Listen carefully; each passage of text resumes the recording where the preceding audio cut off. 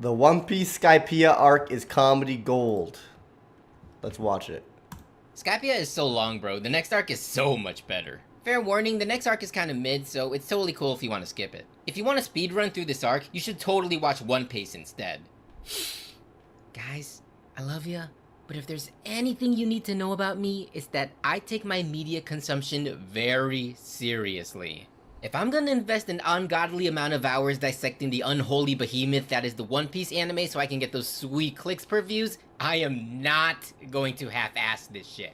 I don't care how much padding or quote-unquote filler this series has, I guess that's what Charlie's doing, but like, come on. One Piece, look at a website and skip some of the filler episodes. They literally repeat flashbacks that have already been done before. They'll just repeat them some weeks. Like, you don't need to watch that. Swallow this monster as it was always meant to be intended. But definitely don't skip Skypiea. That's just ridiculous. Warts and all. Cool? Cool. Anyway, moving on to Skypiea, and I don't know what the heck you guys are going on about. I had fun with it. It had the distinct honor of being the first saga to legitimately make me laugh out loud not once, but twice. And if you know me, my oxymoronic ass takes comedy very, very seriously. But let's pull it back for a sec so I can get you guys up to speed. So the Straws re-enter the Grand Line when this big fat ship comes crashing down, killing them all indiscriminately, and thus ending the series. At least that's the story we grew up with. But when they come across these mysterious shadow giants that the show probably hasn't even answered yet, that's when it becomes readily apparent to even our resident— What do you mean, the big shadow giants? The end of Skypiea should answer that question, no? and tough guys here just how absolutely fucked they all are. So they scramble away, make a stop at the island of the chaotically neutral, and learn that there might be another island up in the clouds. Some good old finagling ensues, and they manage to make their way up to the once-begotten legend that is Skypiea. But while it looks like it's all peaches and cream up here, therein lies a sinister ploy amongst its higher powers that threaten to desecrate everything that they've come to know and love. So, because you get to see, but like, aren't the shadow giants just Skypeans? Yeah, they're just shadows from like really, really high up above. Like that, you get to see Luffy and the bell towards the end, I believe. Like there's a big Luffy shadow. I mean, I haven't watched it in a fucking decade, but if I remember correctly, there's a big Luffy shadow, and that's how you know that like it just shadows from like people above, like normal sized people.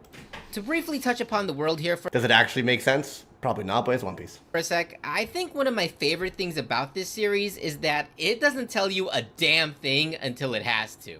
The whole Nolan story doesn't even drop until you're like neck deep into the saga, because by then, the author has already endeared you to the characters enough that you would actually come to care about that bit of lore. It's true. Writing advice number 206, my dudes. Backstory is not a shortcut to make your audience care. Only genuine human emotions and orgasmatic fight scenes can do that. But then, of course, we got this whole business. You know how most villains get introduced with these low, foreboding musical cues and over-the-top character designs that scream, "I'm gonna eat you alive, chew up your bones, and crap out your remains"? Well, not this time! So Luffy runs into this Uggo at the bar where they have this petty little argument, and I was like, man, what a jerk. I wonder if this doofus is gonna be a recurring character or something. Meanwhile, that's crazy. I do, like, One Piece kills me. What do you mean? This is the same Blackbeard that Ace was trying to find and one of the most dangerous pirates to ever walk the face of the planet! Yeah, One Piece isn't afraid to casually drop incredibly significant characters like a random NPC. But it works because as the saga— then when you find out who he actually was, it blows your fucking mind. And it also works when, like, he's laughing at, like, what is his name? Like, Bellamy. And, like, the thing of dreams is over or whatever. From the start, the shittiest scumbags are, more often than not, distressingly human. And realizing that the guy you thought was pretty funny could actually annihilate your whole family with ease is a god-tier ploy to suck in your viewers. Speaking of sagas though, one thing I've noticed about One Piece is that if I wasn't paying attention, I probably wouldn't have realized just how thematically centralized each of the main storylines are. East Blue was about weakness, Alabasta was about friendships, and Skypiea, as it stands to me, was all about dreams. And yeah, you're talking to a guy who— That's what One Piece is all about, boys. BRB, 1 second. Anyway, I'm back.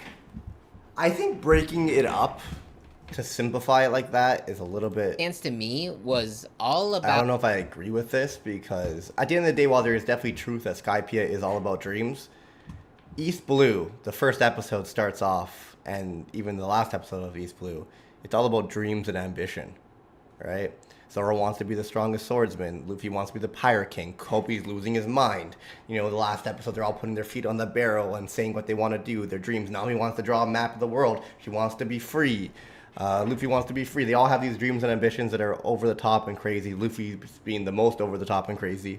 And I think that dreams and ambitions definitely prevalent. But they are weak, and there's a long way to go, right? You get Mihawk cutting a ship in half and just showing how far the crew is from achieving their goals and how far they have to really go. What was Alabasta about? What did he say? Lines are. East Blue was about weakness, Alabasta was about friendships, and Skypiea... Yeah, I would say Alabasta's a lot about friendships, for sure. I think every arc has that, though. Like, every arc will be about a little bit about friendships. It always has a little bit of dreams and ambition. Maybe it's a little bit more prevalent in Alabasta. Maybe it's a little bit more prevalent dreams in Skypiea, because absolutely. You get Bellamere saying dreams are... The age of dreaming is dead, blah, blah, blah.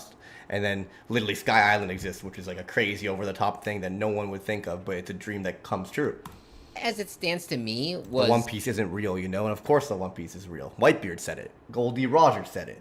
They laughed. It's all about dreams. And like, yeah, you're talking to a guy who thought he'd grow up to animate at Pixar and direct a movie about a mother learning to reconnect with her distant daughter after a Shinigami zaps her soul into their pet hamsters. So what the fuck do I know about fulfilling dreams? But for what it's worth, I feel like one of the points that One Piece makes very evident is that dreams can actually be extremely fucking dangerous as one of humanity's greatest motivators. The first moment this hit for me was when this hyena fool tries to start shit at the bar by roasting Luffy's ambition. And in yet another one of my favorite moments coming from our beloved MC, the Luffster is like, "This ain't it, chief," and refuses to take the bait.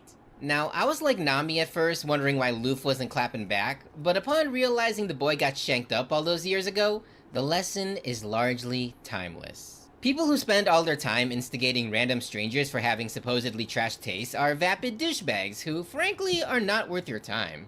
Luffy is a literal... Is it bad that, like, as much as I agree with Shank's message and agree with Luffy, like, kind of being inspired by it, 'cause it's true. If someone...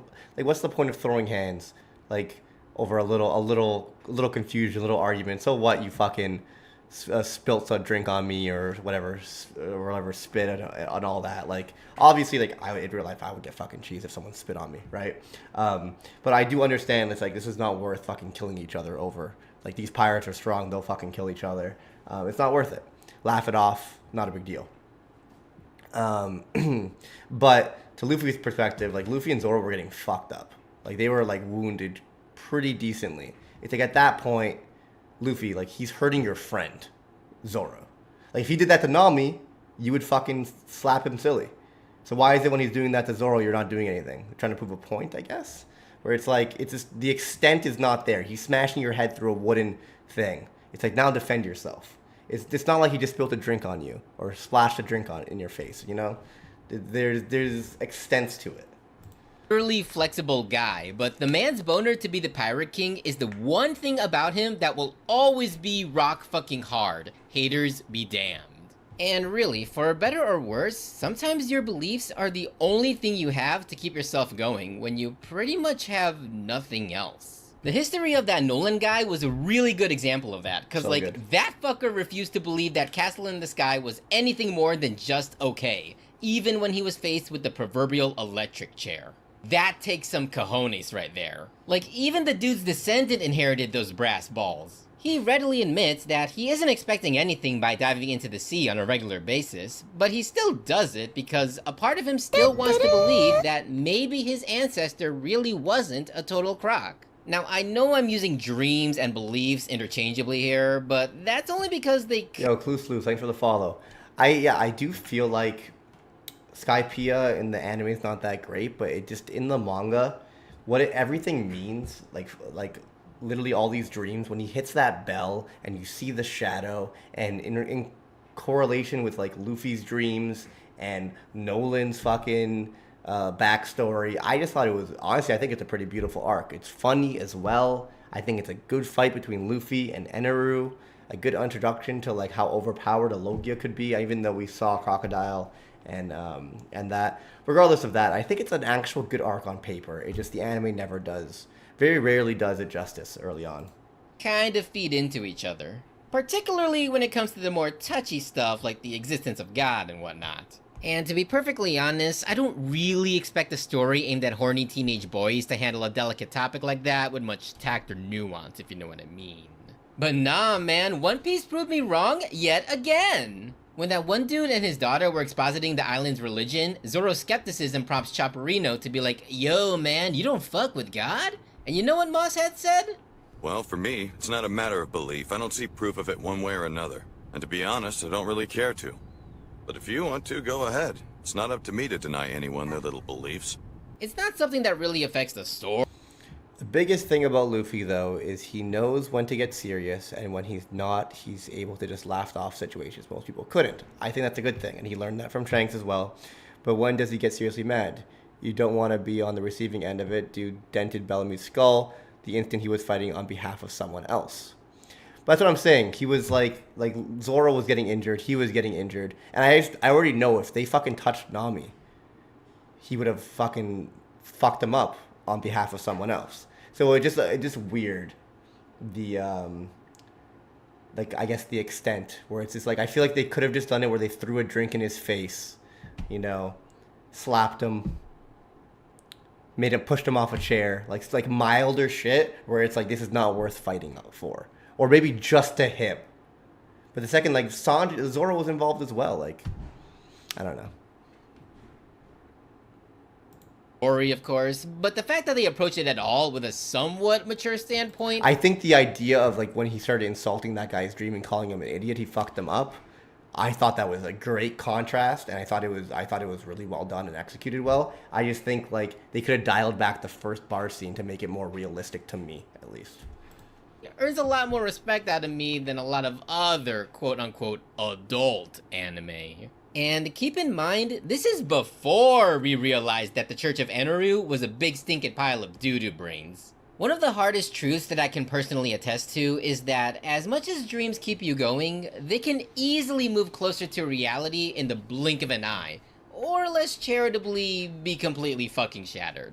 Case in point, let's look at the two factions of this saga that have absolutely no bearing or resemblance to any real-life persons or events. The Shandians and the Skypeans. Now, I don't think I'm overreaching when I say that the modern Shandians did absolutely nothing wrong, but they also did not have a perfectly clean history. A large part of their dreams back then did advocate for ritual waifu killing, and like, yeah, that's grounds for some finger wagging. But when Nolan introduces his own ideas that make the Shandians reassess their own value system, it ultimately leads to a more prosperous livelihood for everyone.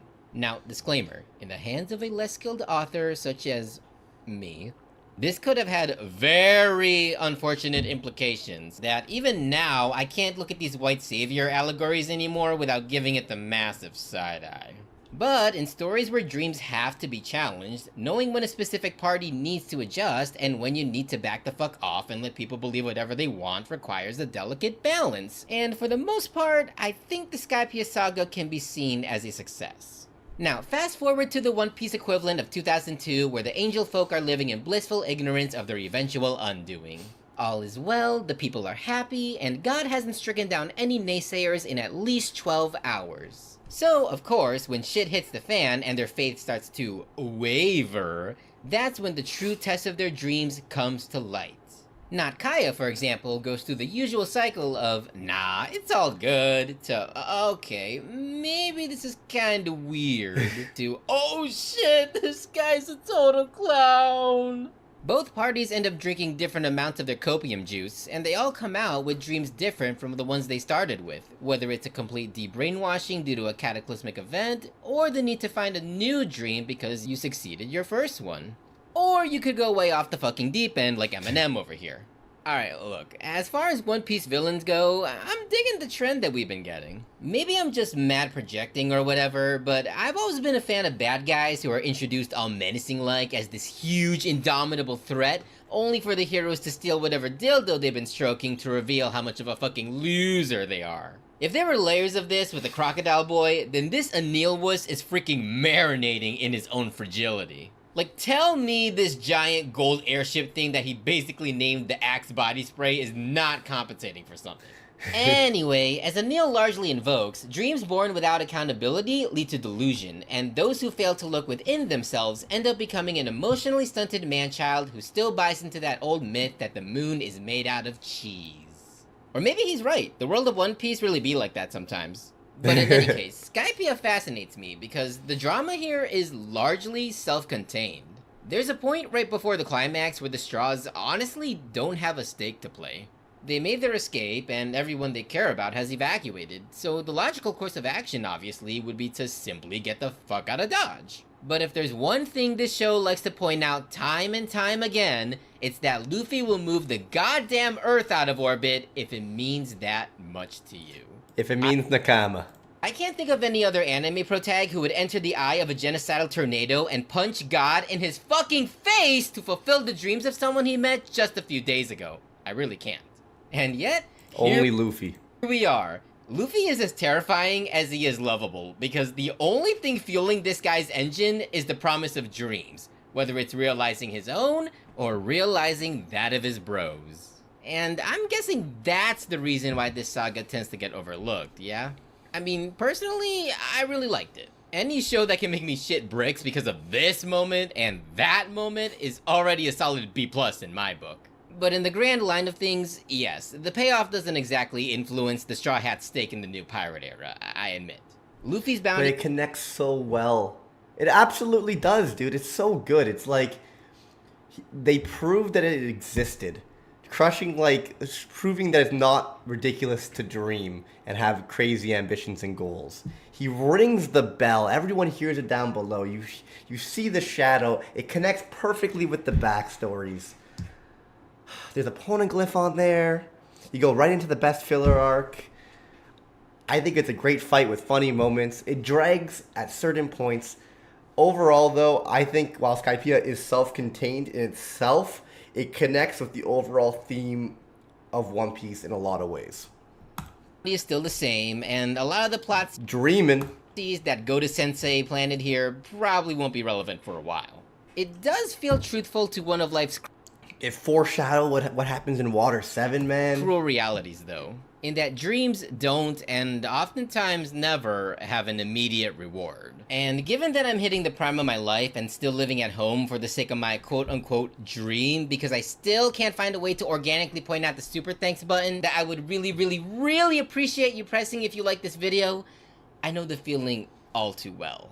That said, having the Straw Hats commit some actual piracy at the end was a much-needed palate cleanser. No, really, it was oddly refreshing to see the crew act legitimately shitty for once. Like, seeing them have no qualms about jacking a handful of gold that they were going to be gifted with anyway, and then some, is equal parts hilarious, frustrating, and deliciously ironic. It's great. Anywho, so ends another chapter in Toonstarter's journey to finish the One Piece. Now, next saga is supposed to be long as all hell, so there's a reasonable chance that I might split that whole experience into several parts. I can't wait too, because the most powerful member of the Straw Hats makes his big debut in the arc right after this one. Not to mention that sweet transition to 16:9 720 high definition. FYI, if my buddy in real life who can't start this show because the early animation quality turns him off is watching this, then I'ma just say, these first 200 episodes are going to fly by. Anyway,